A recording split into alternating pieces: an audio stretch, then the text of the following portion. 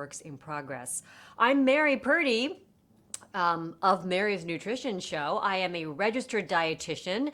I like to consider myself an integrative and functionally focused registered dietitian, meaning that I'm looking up a whole picture, not just one or two things about what makes someone's wellness, but really understanding all of the different systems that go into creating a wellness picture. I am sitting here enjoying a chocolate pudding on a Sunday evening. Delicious chocolate pudding. And you're probably going, what's Mary, the nutritionist, doing eating chocolate pudding? Well, quick tip, or quick bit of information. Chocolate or cocoa, coming from the cacao bean, actually has a lot of health benefits. Polyphenols, or polyphenols rather, one of the antioxidant family, very, very beneficial, anti-inflammatory. And actually, cocoa itself has been shown to help in some studies to reduce high blood pressure, aka hypertension. So enjoy your chocolate as long as it doesn't have a lot of extra sugar in it. The cocoa polyphenols are actually quite beneficial to your health. So cheers. And you might be wondering, what's in my chocolate pudding that looks so delicious? Mary? Well, yes? What's in your chocolate pudding that looks so delicious? I'm so glad you asked, Keith. Thank you. I'm not going to tell you. That will be revealed at the end of the show. Oh. So you can watch me enjoy it. Look at this. Creamy, delicious, and a secret for now. I will tell you, it does have polyphenols in it from cocoa, real cocoa. None of that carob stuff, which is good. Actually, carob can be good for diarrhea, just so you know. Nothing to do with this chocolate that I'm eating here right now. I apologize for saying chocolate and diarrhea in the same sentence. That probably is not a good idea, but it just came out. Just literally. Oh my God. Mary? Yes. Are you ready to entertain questions, or is that later? Of course. Someone in the audience, Ladon, is asking, I hate dark chocolate. Is there an alternative? Well, I mean, the question is, there are a lot of permutations of dark chocolate. There is dark chocolate that is just solely dark chocolate. If you're thinking of, cocoa from a powder, that is going to be more bitter. But if you're combining it with other flavors that you enjoy, it really depends on what context you're eating it. So if you don't like a dark chocolate bar, it might be because it's too bitter. Maybe go a step lower. So if you're having 88%, for instance, maybe go down to more like a 70% or a 63%. And then the rest of that chocolate bar will be made up of other components that might make it a little bit more temperate to your palate. But for instance, you can make your own cocoa and not make it too bitter for yourself by adding cocoa powder in, or cocoa nibs, even with dates and vanilla and other flavors that you enjoy, perhaps cardamom, that's one of my favorites, cinnamon, and that might be something that can make the chocolate taste a little bit better to you in particular. And thanks for joining us. My gosh, I didn't even know that you were going to be here today. So great to have you aboard. Here's to you. What are we talking about today, Mary? Besides your yummy, nutritious, delicious pudding. Thank you. I mentioned hypertension, aka high blood pressure, aka hypertension, which has to do with heart health. I often hear from people, what do I do? I've got heart disease in my family. I have high cholesterol. I've got hypertension, aka high blood pressure, or I've got high triglycerides. A lot of people are very worried about their cardiovascular health. So what I wanted to do today was just to give you about 5 or 6, whatever comes to mind, tips on making your heart healthier, and mostly involving food. But I'm also very open to talking about other strategies that have to do with your lifestyle, including exercise, sleep, stress management, all those kinds of things that can also be beneficial to the old ticker here. But I thought I'd start with some food. So, is that okay? Does that sound interesting That enough? sounds fantastic. Are you sure? I want to know about heart health. Do you? What do you want to know? Oh, put me on the spot. What will make my heart healthy? Foods. Foods. Okay. Well, I'm going to talk in categories. Okay. So one of the most beneficial things you can do for your heart is to include more plant-based foods. Why? Because plant-based foods, and I'm talking about proteins specifically, have more fiber in them. So I'm thinking of things like beans, very, very rich in fiber. Fiber helps to bind with cholesterol and bring that cholesterol out of your body. Additionally, things that are plant-based often are rich with minerals and vitamins, which are very, very beneficial too for that hypertension, aka blood pressure that is high.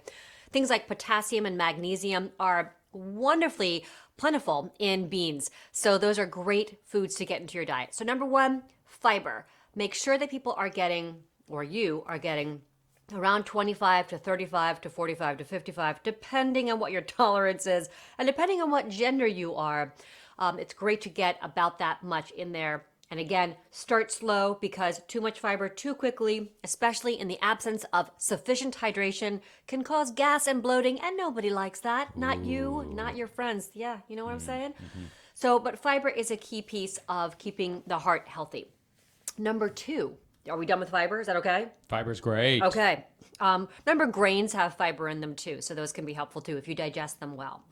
Number two are your healthy fats. Now, fats fall into a lot of different healthy categories. There are the omega-3 fats, and these, oh, there's my fennel tomato bisque soup in the oven. Is that heart healthy? I think it is. Yeah, sure. Why not? It's definitely got some stuff in there. I may have to pause though and actually deal with that. Back to the fats. Omega-3 fatty acids have been shown to be very, very beneficial for cardiovascular health. These are found in our fish, our wonderfully fatty fish. And let's go for the fish that are low in mercury. Not heart healthy, not brain healthy, not body healthy. Your salmon, your anchovies, your sardines, your rainbow trout, things like that. These are also fats that are found in plant foods, not in as plentiful supply, but in things like walnuts, in things like flaxseed, chia seed, hemp seeds. Those are wonderful sources of omega-3s. And then I go into a different category of the healthy fat world. These are the monounsaturated fats. What is that, Mary? I never thought you'd ask, or I thought you'd never ask, rather. These include things like your almonds, your peanuts, your pistachios, your avocado, your olives, your olive oil. Wonderfully healthy for the heart as well. So we've got our fiber, we've got our fats. What's next? I'll tell you. We have our less than healthy fats, which we want to reduce from the diet. These are in excess saturated fat. I know this is controversial, but it is true. I have sleuthed the literature on this, and contrary to what I believed about 3 or 4 years ago, saturated fat in a high volume is actually something that can drive up cardiovascular risk factors.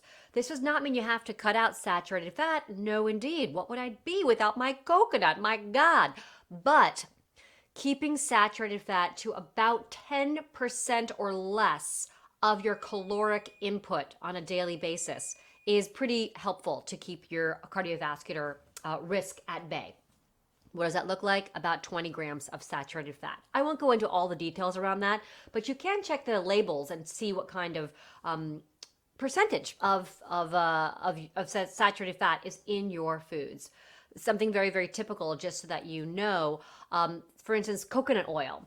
A tablespoon, not that big, of coconut oil has about 12 grams of saturated fat. So that's a pretty high amount. That doesn't mean that, again, should not be eaten, but it should be eaten in moderation. And a fat that nobody needs, nobody, Keith, not even you, trans fats, fried foods, yeah, French fries. Not that you should never, ever have them, but if you're trying to maximize your heart potential, I'd keep away from the fried foods and stick with baked sweet potatoes, baked potatoes, much, much more healthy for your ticker here. Should I go turn that off? No. I think so. Okay. Show us what you're cooking. Oh, well, it might look a little funky, but it's going to be a tomato fennel soup. Oh, yeah, show us. It smells really good, but it might look kind of funny. I'm happy to show you that. I'll be right Please, back. can you describe what you're smelling? while you are showing this to us. This is so exciting. This is what a live broadcast has to offer. You just never know what's going to happen and what might be coming out of the oven. Here it is. Hey, it's tomatoes and fennel and leeks as well. Smells quite good. Salt and pepper and olive oil. So we've got a few heart healthy things in here right now. Actually, lycopene from the tomatoes is very, very beneficial. And again, fennel, most vegetables, is going to be rich in things like potassium, which is very healthy. Ooh, I'm getting a facial right now.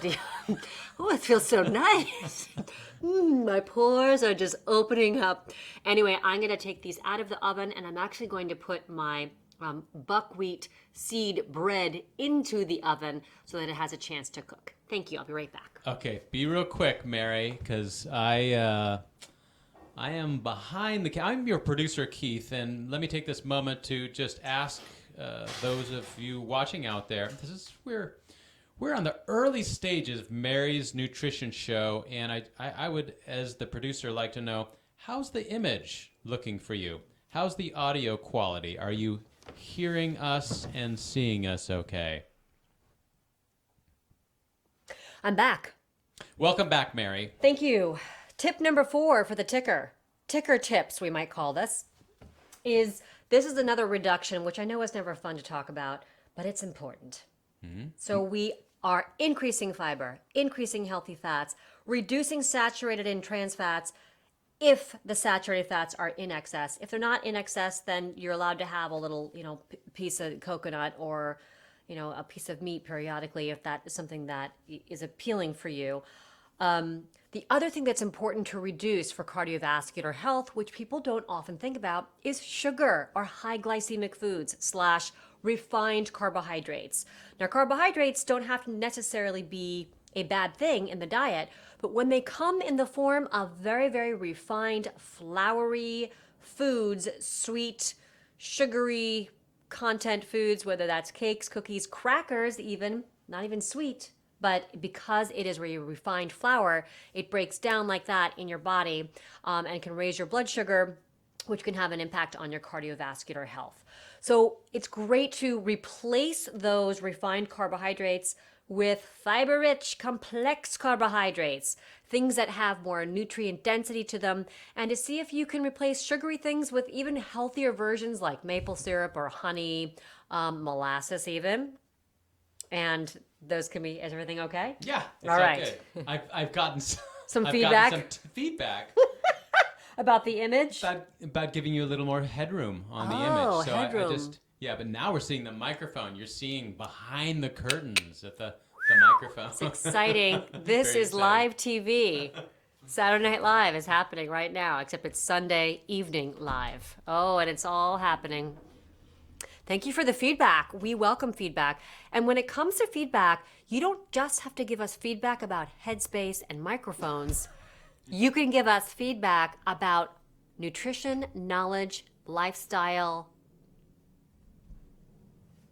entities that you would like more information on. So I don't know why I'm just really into saying / today, are very welcoming of serving you in whatever way is going to be most beneficial. So if you feel like there's a topic that you would like me to speak about, I'm more than happy to do that. We just need to know. So send that information to me. Where are we sending that to, Keith? Oh, they can write in the comments. If they're watching live, write in the comments, or if you're watching the VOD, there's comments below. Just feel free to chime in and with your questions, suggestions for future topics for Mary to tackle, etc. Wonderful. So thank you. So we have tackled that issue of the high glycemic foods / sugar, high sugar content to be beneficial for the heart. And the last thing that I want to mention are plant sterols. I've already talked about high fiber rich foods, which come in a lot of those bean foods, like whether it's chickpeas or cannellini beans, soybeans, things like that. But sterols are similar in structure, molecular structure. Yes, I did just say molecular. Did I lose you? Oh no. But the structure of certain plant sterols, this comes in flaxseed, in, as I mentioned, chickpeas, things like other beans, soybeans, tofu, tempeh. They have a structure in them that's very similar to cholesterol, so that they can often bind to the cholesterol receptors in our body, which means that the cholesterol itself that's floating around in our body will hopefully bind to fiber and get pooped out and get eliminated. So that helps to actually reduce our cholesterol. So plant sterols in the diet help to reduce cholesterol and help keep the heart nice and healthy. So this brings me to a very exciting topic. Ooh, chocolate pudding. Remember at the beginning of the show where I said that I would reveal the contents of my chocolate pudding? And you might take a guess. Any guesses of what's in this chocolate pudding?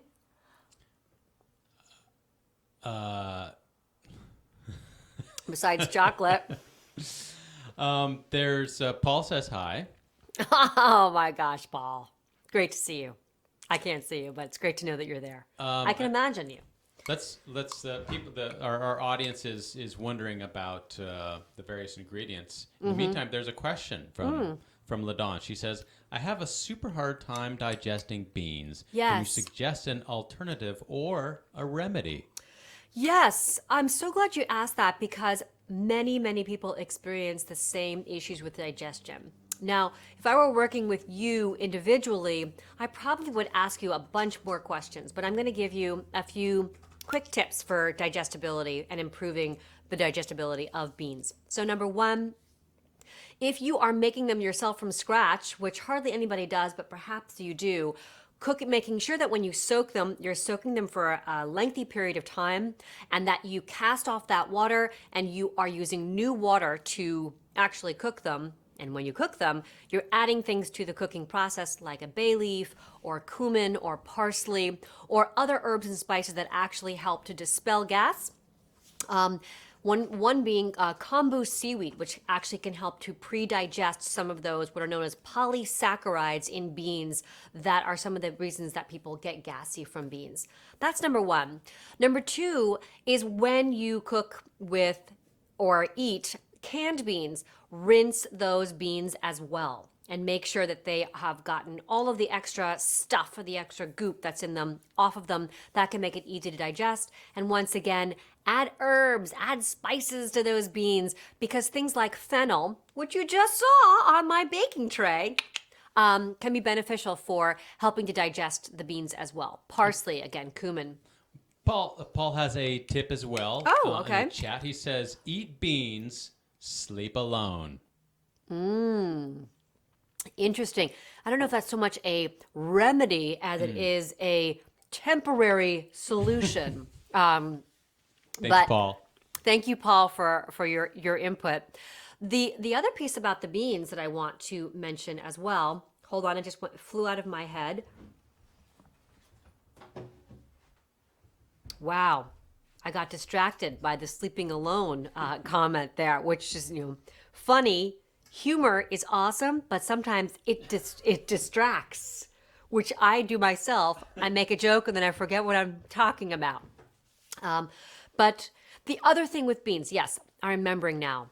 Chew, and chew again. Make sure that when you are eating beans, you are actually chewing very thoroughly and not drinking a lot of extra water while you're chewing the beans, and that